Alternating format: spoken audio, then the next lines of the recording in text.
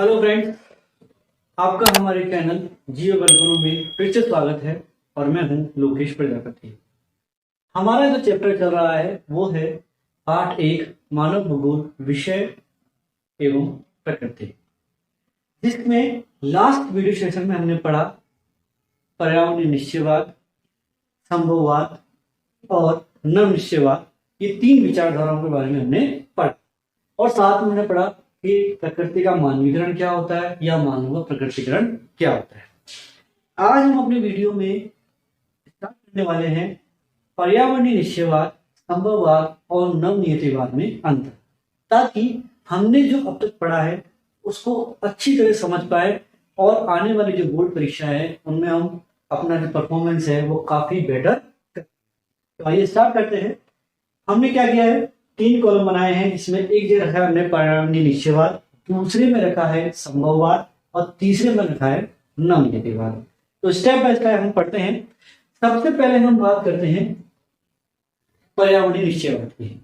पर्यावरणीय निश्चयवाद जो विचारधारा है वो जर्मन जो भूगोलवेत्ता है फ्रेडरिक रेटजेल ने दी, जबकि संभववाद जो विचारधारा है वो फ्रांस के जो अपने भूगोलवेत्ता थे पॉल विडाल डी लाप्लास ने दी। और जो नवनियतिवाद है या नव निश्चयवाद जो विचारधारा है वो किसने दी?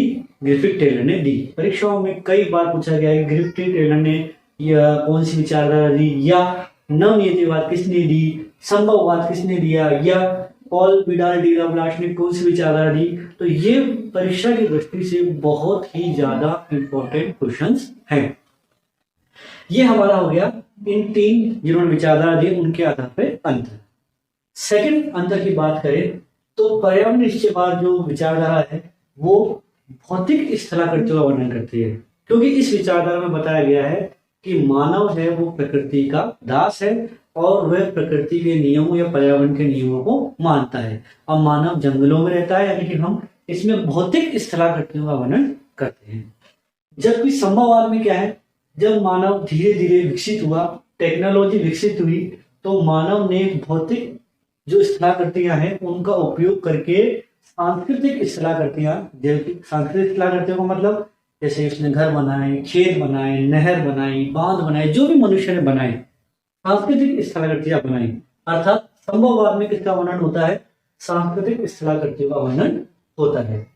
नवनियतिवाद जो विचारधारा है उसको एक और विचारधारा के नाम से जाना जाता है, जिसे बोलते हैं रुको और जाओ विचारधारा। वेरी वेरी इंपॉर्टेंट, रुको और जाओ विचारधारा किसने दी, या रुको और जाओ विचारधारा को अन्य किस नाम से जाना जाता है? ऑप्शन आ सकता है पर्यावरण निश्चयवाद, संभववाद, नवनियतिवाद या इनमें से कोई नहीं।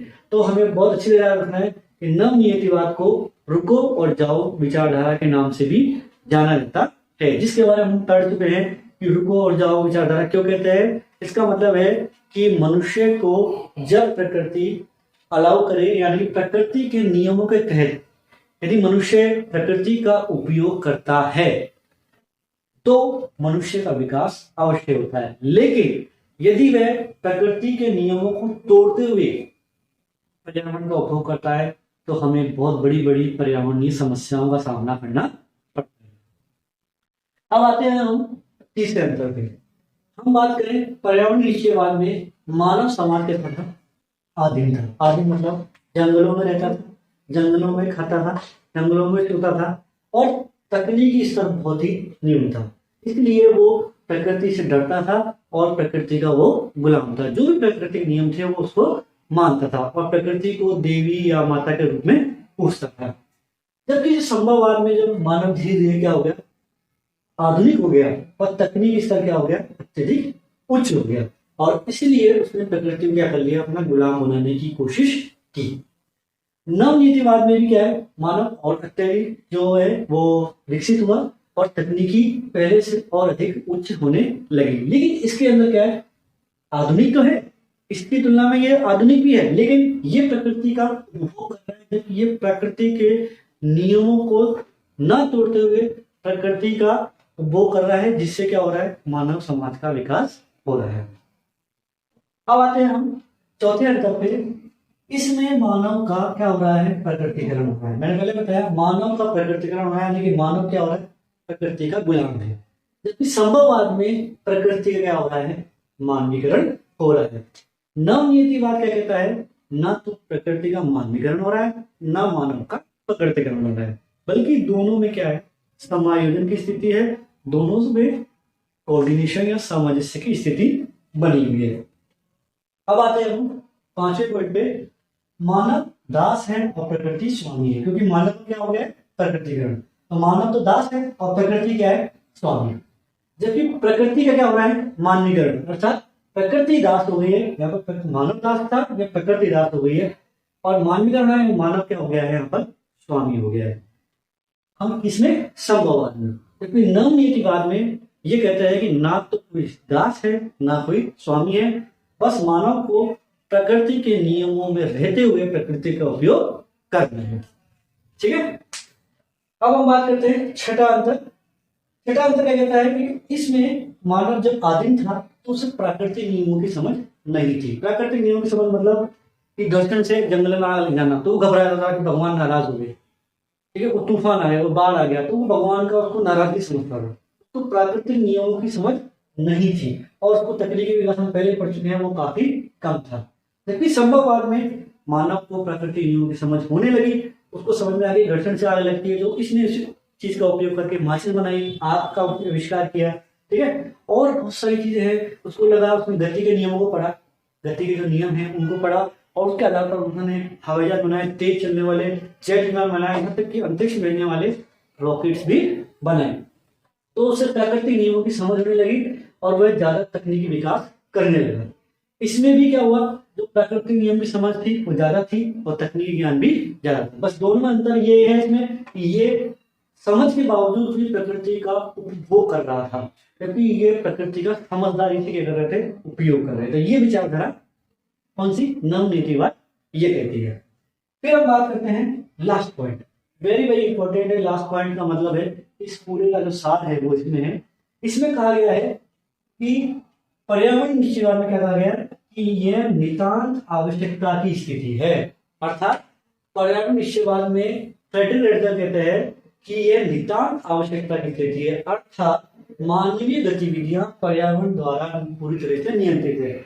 मानवीय गतिविधियां, मनुष्य जो जो गति कर रहा है वो पर्यावरण के द्वारा नियंत्रित हो रही है, अर्थात वो पर्यावरण का क्या है, दास है। वो पर्यावरण को सब कुछ मान रहा है और पर्यावरण से या भौतिक पर्यावरण उससे काफी प्रचंड डरा हुआ है, और उसको वो देवी या माता के रूप में पूज रहा है। और जब भी पर्यावरण से कुछ मिलता है तो उसको हाथ जोड़ के उसका प्रणाम करता है, या उसको बोलता है कि हाँ देवी माँ या आपने मेरे लिए बहुत बहुत कृपा होगी। तो मानव गतिविधियां पर्यावरण द्वारा पूरी तरीके से नियंत्रित है, नितांत आवश्यकता की स्थिति है, पर्यावरणीय निश्चय। इस संभववाद की बात करें तो ये क्या कहे, इन्होंने जो तकनीकी ज्ञान है वो विकसित हुआ, मानव आदिम से क्या हुआ, आधुनिक हुआ, तो उसने क्या सोचा कि मैं पूरी तरह से स्वतंत्र हूं और प्रकृति को मैंने जीत लिया है। इसमें मनुष्य ये कह रहा है कि मैंने प्रकृति को जीत लिया है और मैं अब अपने अकॉर्डिंग, अपने अनुसार प्रकृति को कैसे भी चला सकता हूं। तो ये नितांत स्वतंत्रता की स्थिति है, अर्थात मानवीय गतिविधियां पर्यावरण के नियमों से बिल्कुल मुक्त है। मतलब मैं प्रकृति का कितना भी दोहन करूं कोई दिक्कत नहीं है, मानव को फुल फ्री है। तो ये जो विचारधारा है कौन सी है, संभववाद, जिसकी वजह से बड़ी बड़ी समस्याएं जैसे कि हरित गृह प्रभाव, ग्लोबल वार्मिंग, कोरोना जैसी महामारी, ये जो पैदा हुई है वो इस संभववाद की वजह से, जो विचारधारा है उसकी वजह से ही पैदा हुई है। अब हम बात करते हैं तीसरी विचारधारा।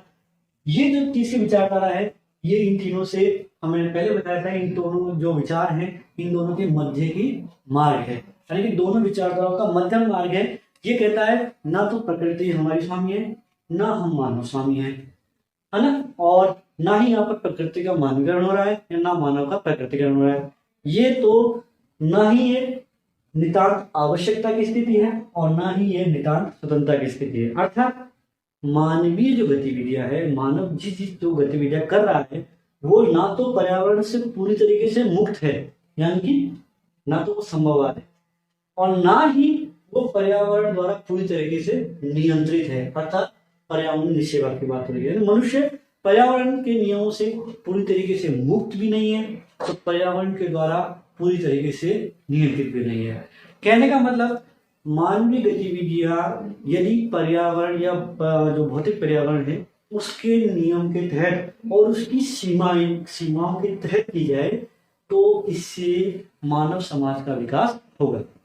ये है रुको और जाओ। हमने बताया था कि रुको, हमें कहाँ तक जाना है, पर्यावरण की सीमाएं कहाँ है, वो रेड लाइन है, वहां तक आप जाओ और प्रकृति का उपयोग करो, और वहां तक आप रुको, हाँ ये, इसके बाद आप तैयार हो और आप प्रकृति का उपयोग करो, पर्यावरण का उपयोग करो। लेकिन यदि आप पर्यावरण के नियम और पर्यावरण के नियम को तोड़ते हुए, प्रकृति की सीमाओं को तोड़ते हुए यदि आप प्रकृति का उपयोग करते हो तो आपको प्रकृति से संबंधित गंभीर समस्याओं का सामना आपको करना पड़ेगा, जिसके बारे में बता चुका हूं, जैसे कि ग्रीन हाउस इफेक्ट है, ग्लोबल वार्मिंग है, कोरोना महामारी है, और भी बहुत सारी चीजें हैं जिसकी वजह से क्या हो रहा है, प्रकृति को अभी इस टाइम जो ग्लोबल वार्मिंग की वजह से पृथ्वी का है बहुत ज्यादा तापमान धीरे धीरे बढ़ रहा है, तो ये भी एक बहुत बड़ी समस्या क्या है, ये हमारी वजह से आई है। तो ये जो बेसिक डिफरेंस है पर्यावरणीय निश्चयवाद, संभववाद और नव नीतिवाद को एक ही पेज पर हम लेकर आए हैं ताकि हम तुलनात्मक रूप से इन चीजों का अध्ययन करें, ताकि हमें ये चीज अच्छी तरीके से समझ में आए। तो स्टूडेंट्स, अभी हमने जो ये तीनों विचारधाराएं पढ़ी हैं उससे संबंधित अब हम कुछ एमसीक्यूज करेंगे, हम वैकल्पिक प्रश्न करेंगे। इससे हमें यह फायदा होगा कि हमने जो अब तक पढ़ा है वो कंसेप्ट हमें समझ में आया है कि नहीं आया, तो उसका टेस्ट करने के लिए हम कुछ एमसीक्यूज करेंगे।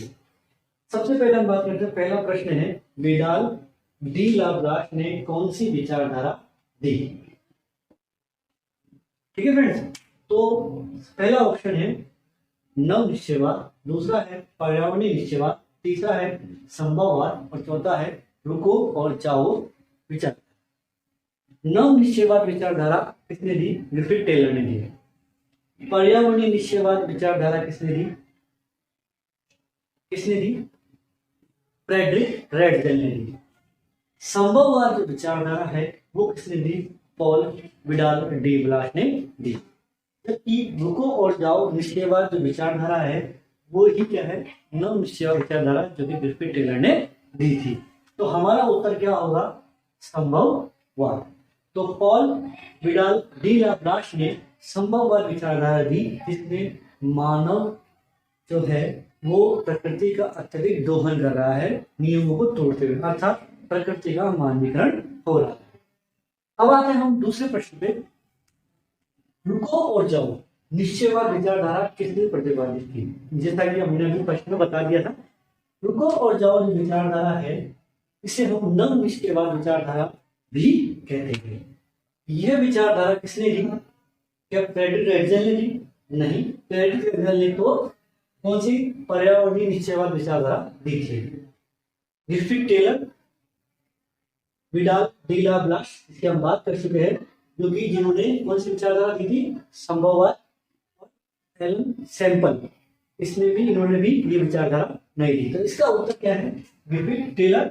ग्रिफिथ टेलर ने नव निश्चयवाद विचारधारा दी, रुको और जाओ निश्चयवाद विचारधारा भी कहते हैं, जिसे हम ट्रैफिक के 3 लाइट्स होती है उसके द्वारा समझते हैं, जिसमें लाल रंग रुको, पीला रंग तैयार रहो और हरा रंग जाओ। अर्थात पहले हम रुकेंगे, प्रकृति के जो नियम है वहां जो भी हमें अलाउ करती है वहां तक हम प्रकृति का दोहन करेंगे, तो हमें जो प्राकृतिक सीमाएं हैं वो हमारा रेड रंग कलर है, वहां तक प्रकृति हमें अलाउ कर रही है और वहां तक हम तैयार रहें और हम प्रकृति का उपयोग करें, ताकि मनुष्य अपने सांस्कृतिक जो पर्यावरण उसका निर्माण कर सके। लेकिन उस नियम को हमें आगे, पर्यावरण सीमाओं को हमें आगे नहीं तोड़ना है। फिर हम बात करते हैं, इसका उत्तर क्या होगा? Griffith Taylor. परीक्षाओं में बहुत बार पूछा गया प्रश्न है, रुको और जाओ निश्चयवाद विचारधारा किसने दी? तो कौन थे? Griffith Taylor. अब बात करते हैं तीसरा प्रश्न, किस विचारधारा में प्रकृति का मानवीकरण हो रहा है? प्रकृति का मानवीकरण, अर्थात प्रकृति दास है और मानव क्या है? स्वामी है। अर्थात हम ये कहें कि यह बिल्कुल नितांत, इसमें प्रकृति के नियमों से मानव स्वतंत्र है। मानव पूरी तरीके से प्रकृति के नियमों से स्वतंत्र है और वह प्रकृति का अंधाधुंध क्या कर रहा है, उपयोग कर रहा है। तो ये विचारधारा कौन सी थी, संभववाद विचारधारा। और इस संभववाद की विचारधारा है, इसमें कौन सा ऑप्शन है, पहला निश्चयवाद, ये नहीं है। नव निश्चयवाद विचारधारा, ये नहीं है। रुको और जाओ निश्चयवाद विचारधारा, ये भी नहीं है। तो इसका उत्तर क्या होगा, संभववाद विचारधारा। किसने दी थी ये विचारधारा, फ्रांस के भूगोलविदा है Paul Vidal de la Blache ने दी थी। अब हम बात करते हैं चौथे प्रश्न की। और जो क्वेश्चन है उसमें कहा गया है, किस विचारधारा में प्रकृति के नियमों, ध्यान सुना, प्रकृति के नियमों की अनुपालना करके प्रकृति पर विजय प्राप्त करने की बात की गई है। किस विचारधारा में ये कहा गया है कि प्रकृति के नियमों की अनुपालना करनी है, यानी कि प्रकृति के नियमों को तोड़ना नहीं है। अगर उसके बाद हम प्रकृति का उपभोग करते हैं तो हम प्रकृति पर विजय प्राप्त कर सकते हैं। अर्थात ये विचारधारा है, कौन सी है, नव नियतिवाद या नव निश्चयवाद विचारधारा है, जो कि पर्यावरणीय विचारधारा और संभववाद विचारधारा का मध्यम मार्ग है। अर्थात ये भी नहीं है संभववाद, ये निश्चयवाद भी नहीं है, तो कौन सी विचारधारा है, नव निश्चयवाद विचारधारा, जिसे रुको और जाओ निश्चयवाद विचारधारा भी कहते हैं। और ये भी नहीं है, व्यवहारवादी विचारधारा भी नहीं है। तो इसका उत्तर क्या हो गया, रुको और जाओ निश्चयवाद विचारधारा। अब लास्ट प्रश्न है इसका, निम्न में से कौन सा कथन सही है। इसमें अगर हमें कंसेप्ट क्लियर है तो हम इसे आराम से पढ़कर बता सकते हैं कि कौन सा कथन सही है। पर्यावरणीय निश्चयवाद, अर्थात इसका मतलब ये कौन सी विचारधारा है जिसमें मानव का प्रकृतिकरण हो रहा है। ओके, विचारधारा रेडजेल ने दी, बिल्कुल फ्रेडरिक रेडजेल ने पर्यावरणीय निश्चयवाद विचारधारा दी, ये बिल्कुल राइट है। अब बात करते हैं दूसरा, संभववाद नितांत स्वतंत्रता की स्थिति है, बिल्कुल सही है। संभववाद विचारधारा कहती है कि मानव के जो है वो प्रकृति या पर्यावरण के नियमों से मुक्त है, अर्थात नितांत स्वतंत्रता की स्थिति है, तो ये भी सही है। उसके बाद हम बात करते हैं तीसरा, नव निश्चयवाद विचारधारा है वो समायोजन की विचारधारा है, बिल्कुल ये कथन भी सही है। नव निश्चयवाद विचारधारा पर्यावरणीय निश्चयवाद और संभववाद के बीच का मध्य मार्ग है, यानी कि समायोजन है, जिसमें मानवीय गतिविधियों और पर्यावरण के बीच में समायोजन होता है और एडजस्टमेंट या कोऑर्डिनेशन बैठता है, जिसमें मानवीय गतिविधियां यदि पर्यावरण की सीमाओं में की जाती हैं तो मनुष्य प्रकृति पर विजय प्राप्त कर सकता है। अर्थात ये कथन भी सही है। तो तीनों कथन सही हैं, तो इसका उत्तर क्या होगा, इसका उत्तर होगा डी, उपरोक्त सभी। तो फ्रेंड, उम्मीद करते हैं कि आपको हमारा आज का वीडियो अच्छा लगा होगा। अब हम अगले वीडियो सेशन में पढ़ेंगे मानव भूगोल की विकास की क्रमिक अवस्थाएं।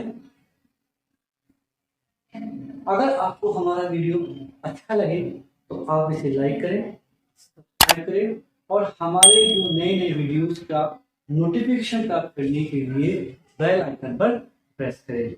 तब तक के लिए जय हिंद, जय भारत, गुड नाइट।